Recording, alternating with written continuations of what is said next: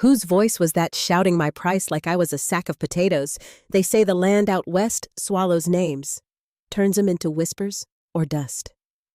That Tuesday in July of 1876, under the sun-bleached sky of Dry Creek Junction, Kansas mine, was nearly taken from me. I stood barefoot on a wooden auction platform outside the Silver Spur Saloon, wearing nothing but a sweat-stained muslin slip and the weight of my dead father's debt. The wood beneath me was splintered and hot like walking across brimstone. My hands trembled behind my back. Not from the heat, from the eyes, from the men, from the truth that nobody saw me as human anymore, only as payment. My name is Eleanor Grace McKay. I was 19, a virgin as the saloon keeper kept boasting, a girl too proud to beg and too poor to flee. Silas Booname the Lord, weigh his soul heavy, stood beside me like a butcher beside a calf, waving a gavel polished with beer stains. "Gentlemen," he hollered to the crowd of miners, ranchers, drifters, and misfits. "What we have here is prime innocence. Skin like snow hair, like firelight. Starting bid $50. Somebody in the crowd let out a wolf whistle. Another man, half drunk and toothless, spat tobacco and shouted, "60." They laughed. They laughed while I stood there exposed like the Virgin Mary carved from pine and paraded through filth. No one mentioned that my father had died a crushed body beneath the weight of the Iron Creek mine, just another ghost in the ledger. No one cared that Silas Boone had fed him whiskey and cards until he owed a sum no working man could crawl out from under. When Pa died, Boone came for me.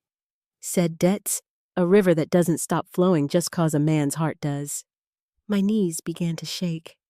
I tried to breathe through my nose like Mama once taught me, but the air stank of sweat gun oil and spilled gin. I heard Boone shout again. 65. Do I hear 70 that's when I saw him? A man leaning against a post by the hitching rail, dusty hat, pulled low, hands calloused and crossed in front of him like he was in church.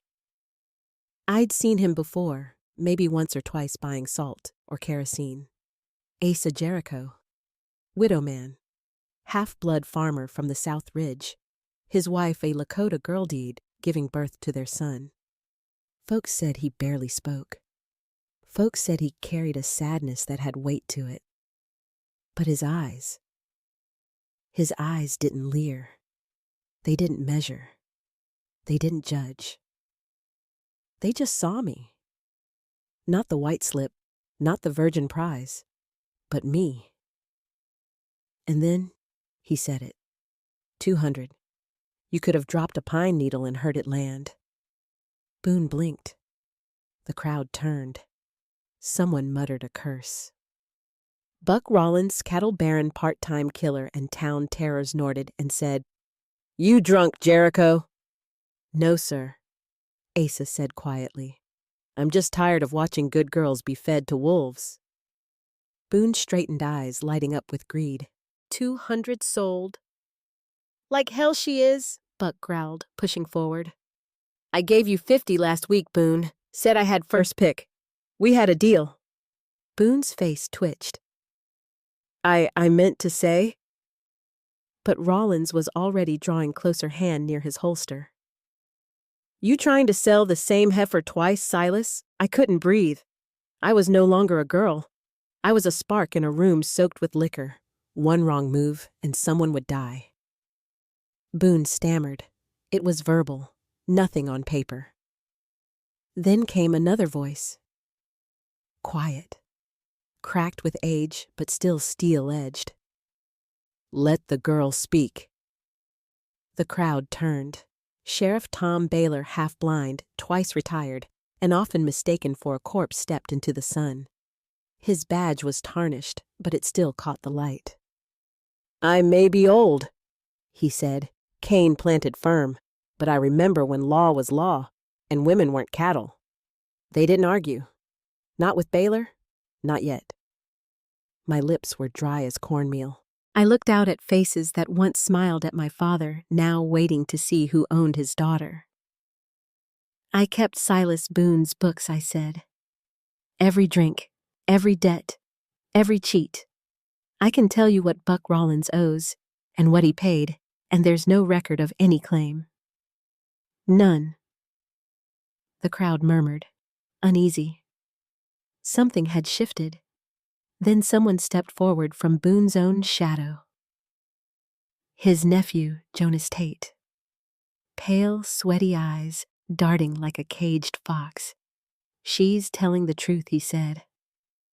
Boone's been cooking the numbers for months.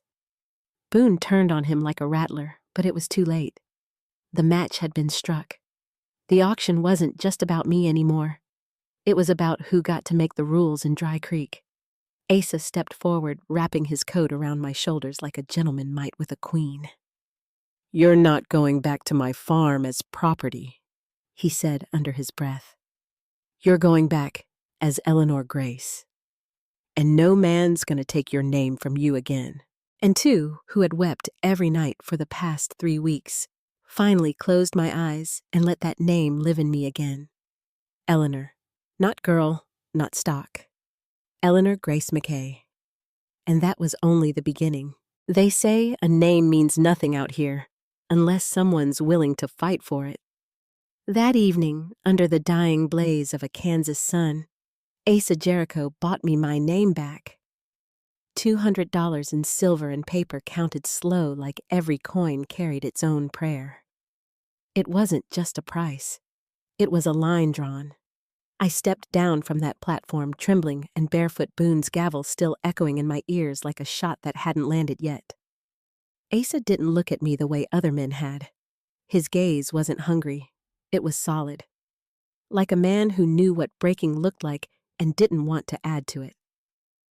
He took off his coat and offered it eyes level with mine.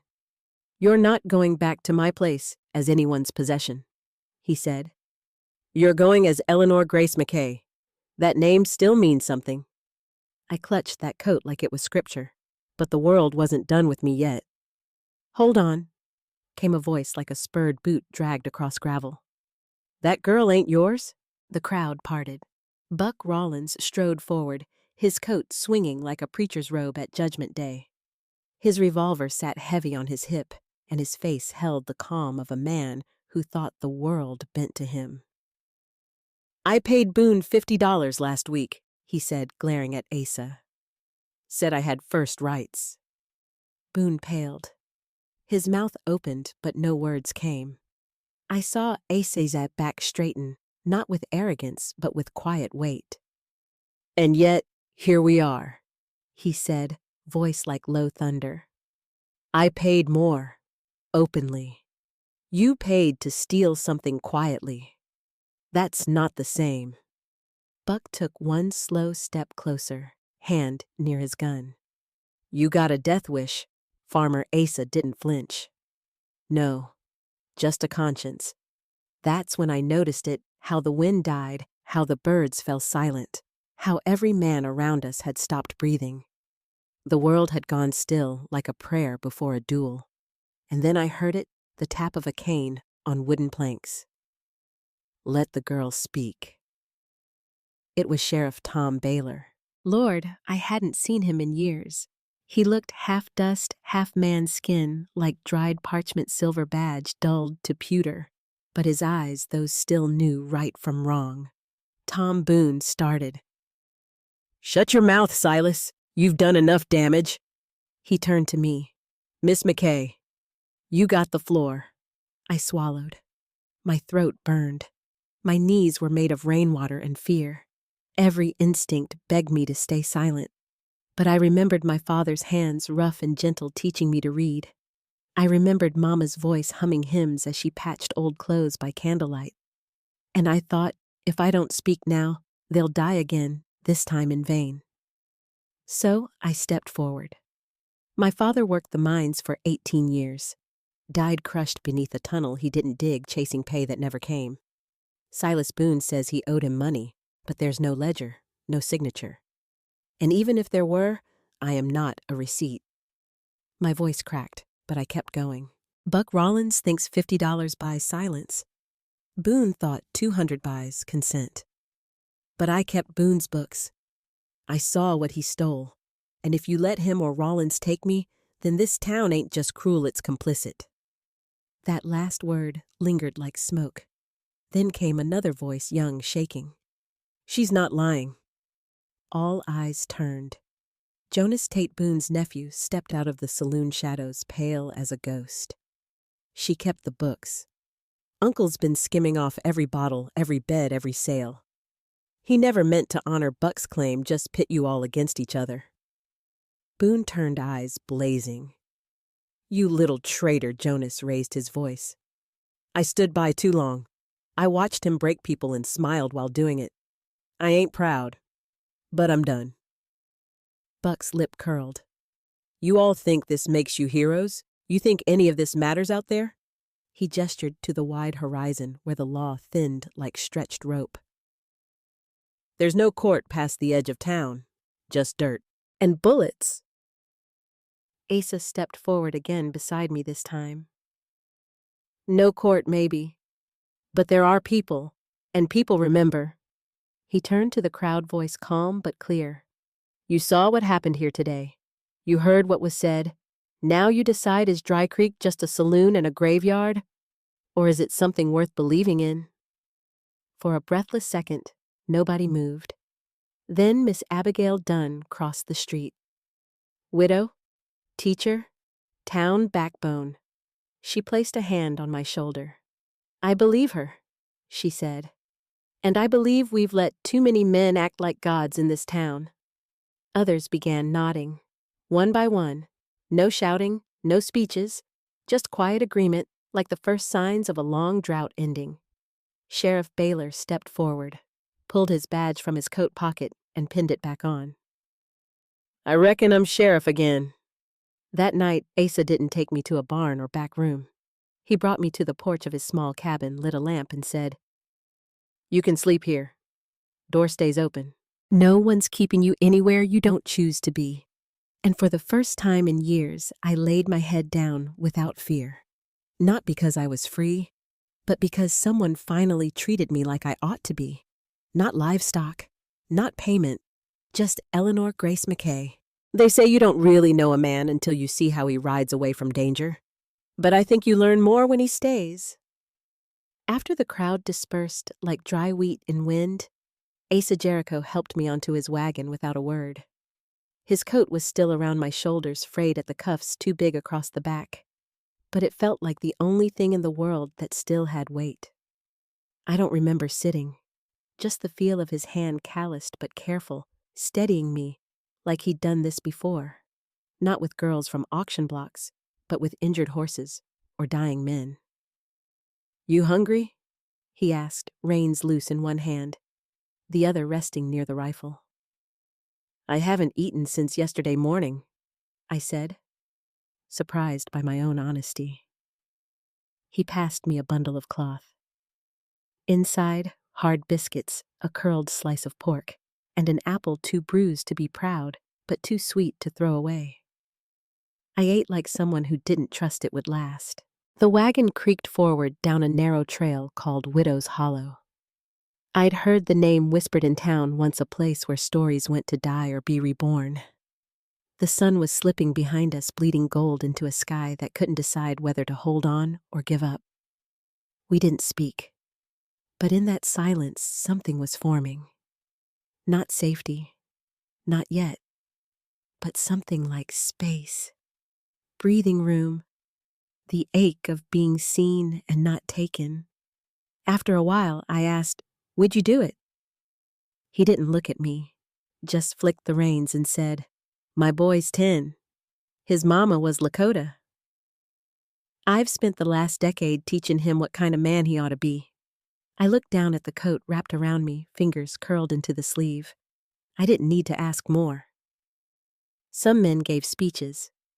Others gave space and biscuits and old coats that still smelled faintly of wood smoke. As we moved deeper into the canyon, the wind died.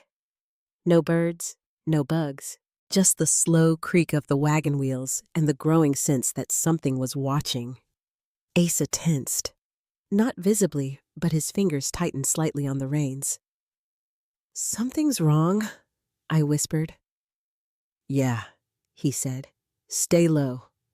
He stepped off the wagon without sound, picked up the rifle, and scanned the ridgeline like he'd been born for it. I held my breath. My fingers gripped the edge of the wagon. The coat slipped from my shoulders and fell to my lap like a shed layer of someone else's fear. Then came the voice. "Jericho." It floated down the canyon wall like smoke.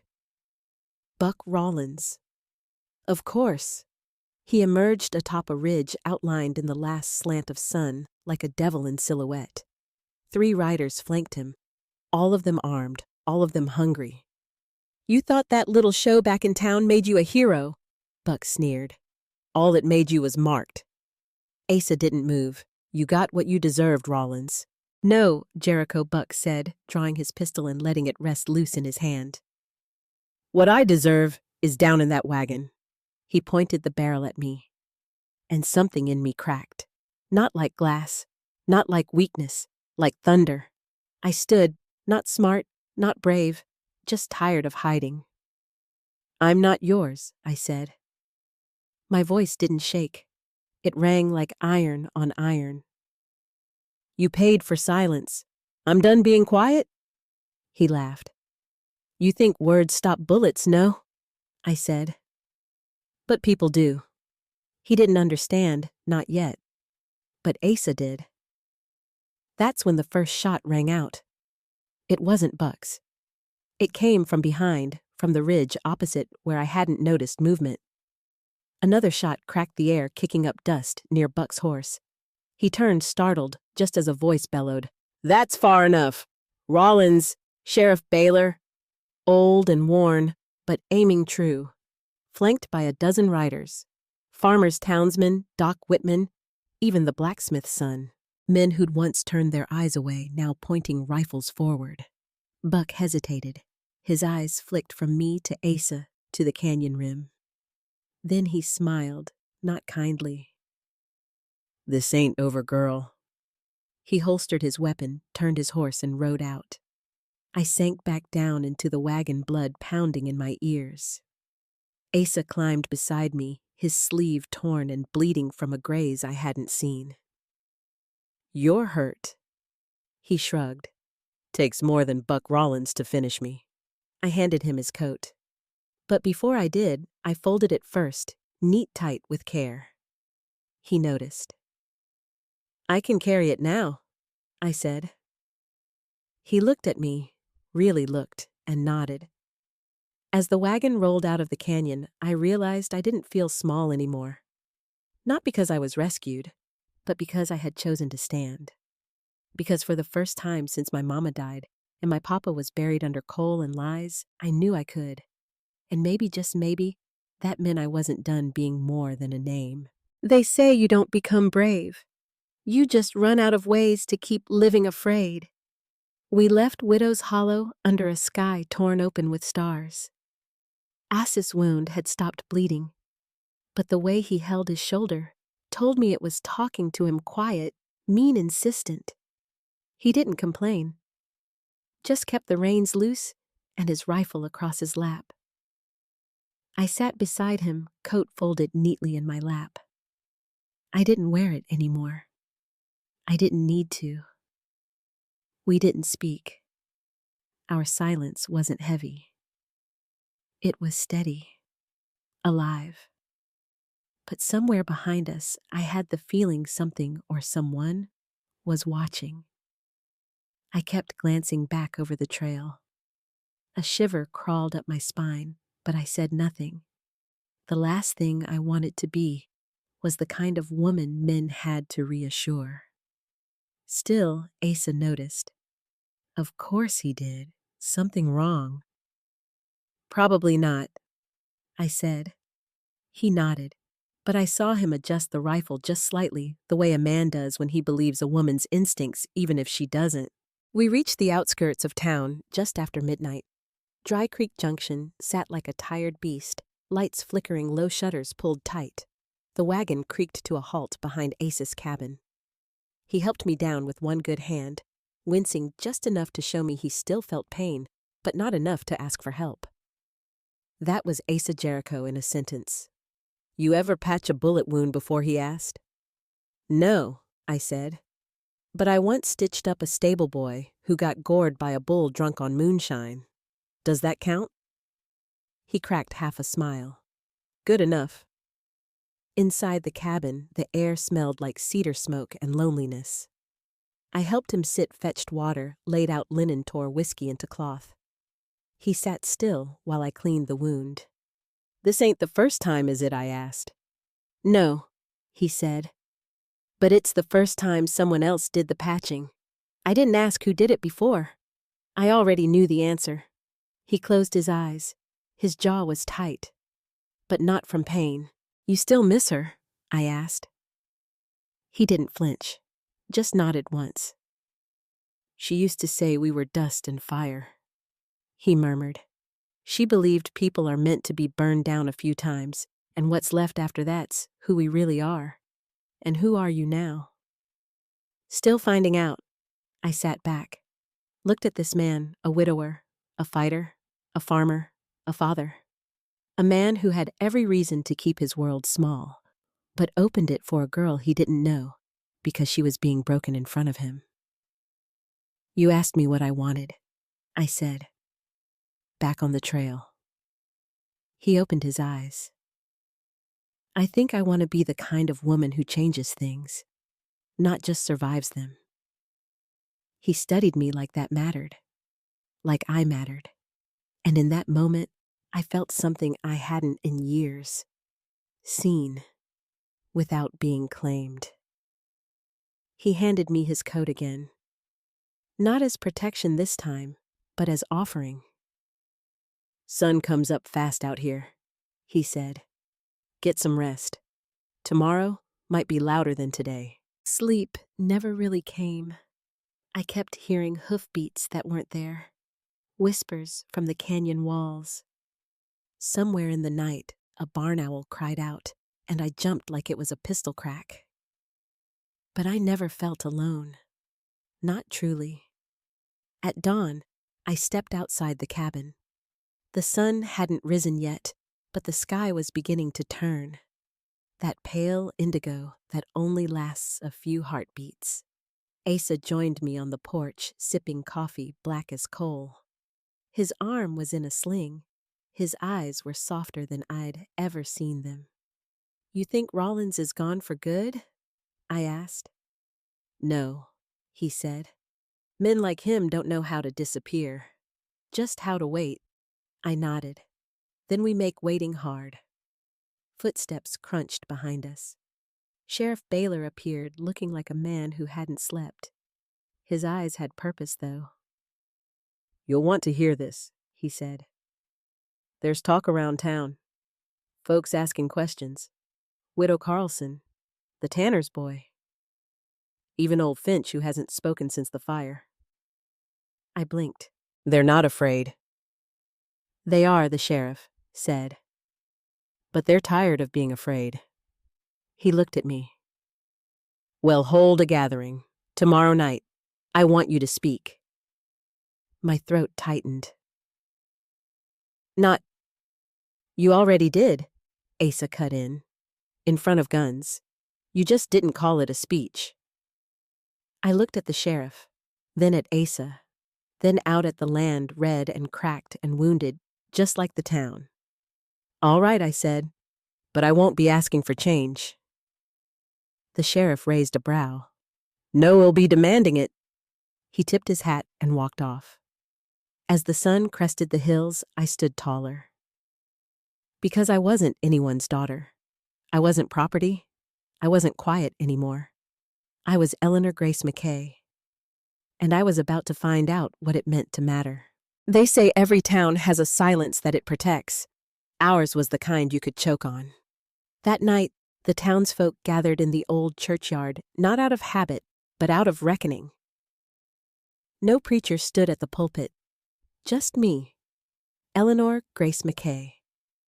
The girl once sold to the highest bidder, now standing on the box where I was bought. The lanterns flickered like uncertain hearts.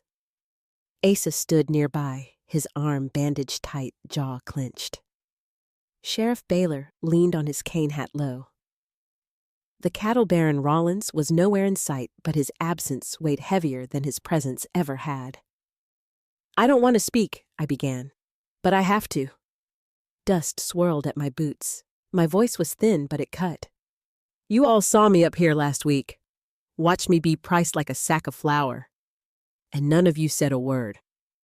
I don't hold hate in my heart, but I remember." A hush fell, the kind that made old men shift and women look down. "But you're here tonight," I continued. "You came? That means something's cracking." From the shadows, a voice said, "We was scared." I nodded. So was I. But fear ain't no excuse to be cowards. Fear didn't bleed when Asa stepped between me and that gavel. Fear didn't fetch the sheriff. Folks did. I held up something in my hand, the gavel. The same one that slapped my worth into timber.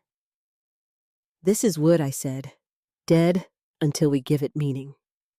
Then the wind changed. A horse whinnied. A figure stepped into the light. Rollins, his coat dusted with trail, his hat tilted just so. And in his hand, a pistol. Not lowered, raised. "You got a pretty voice, girl," he growled. "But this town don't run on speeches."